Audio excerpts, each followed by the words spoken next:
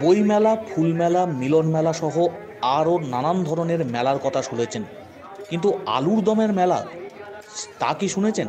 কিন্তু তাও হয় এই বাংলায়। হুগলির জাঙ্গিপাড়ায় পৌষ সংক্রান্তি উপলক্ষে হয় আলুর দমের মেলা। আর পরিচিত আলুর দমের দেখা মেলে এই মেলাতে।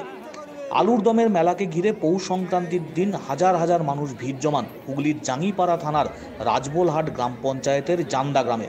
মূলত বেশ কয়েক দশক ধরে মকর সংক্রান্তির দিনে এই গ্রামে যে মেলা বসে, যা আলুর দমের মেলা হিসেবেই জনপ্রিয়।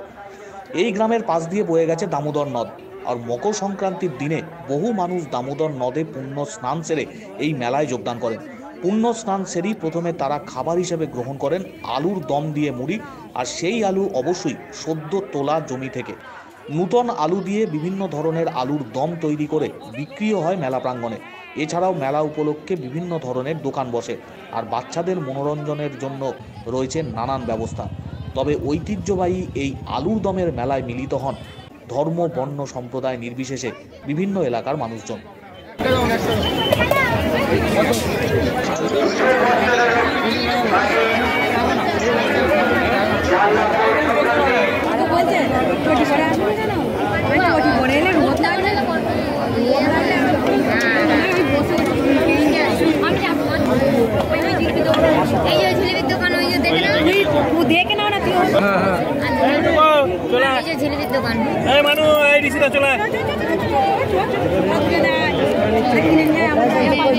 মেলা পৌষ সংক্রান্তিতে প্রতি বছরই হয়। আজ 200 বছর হচ্ছে।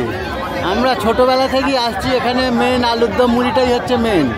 হ্যাঁ, সবাই মিলে এসে ফিস্টির মতন খাওয়া হয়। সবাই আনন্দ করে, সারাদিন করে যার সব বাড়ি যায়। যার যেটা খেতে ইচ্ছে যায়, হোটেল আছে, সবই আছে। সে যে যেমন পারে সে তেমন খায়। নদীর পাড়ে বসে, নদীর পাড়ে, এখানে দামোদর নদীর পাড়ে বসে সব খাওয়া হচ্ছে। পিকনিকের মতনই সব একদম আমেজ। আটপুর পঞ্চায়েতে গোপালপুর এটা জাঁদার মেলা নামে পরিচিত। দম মেলাও বলে। এখানে সবাই মিলে এসে আলুর দম, মুড়ি, তেলে ভাজা, শসা, কে পাঁপড় সবাই মিলে জোট করে বসে খাওয়া হলো। আলুর দমের মেলা বলে। আলুর দমে কি বলে? বহুত মানুষের সমাগম। আচ্ছা, মুড়ি খেয়ে আলুর দম, মুড়ি, আরো নানা রকম দোকান আছে। রেস্টুরেন্ট দোকান আছে, সেখানেও খাইলো। আলুর দমটাই বেশি পছন্দ করে। 50 টাকা করে কেজি বিক্রি করছে। কত হলো রে? 60 টাকা 4টে মুড়ি, 40 টাকা আদা নিতে হবে থালা আলাদা। 10 টাকা করে 40 টাকা মুড়ি।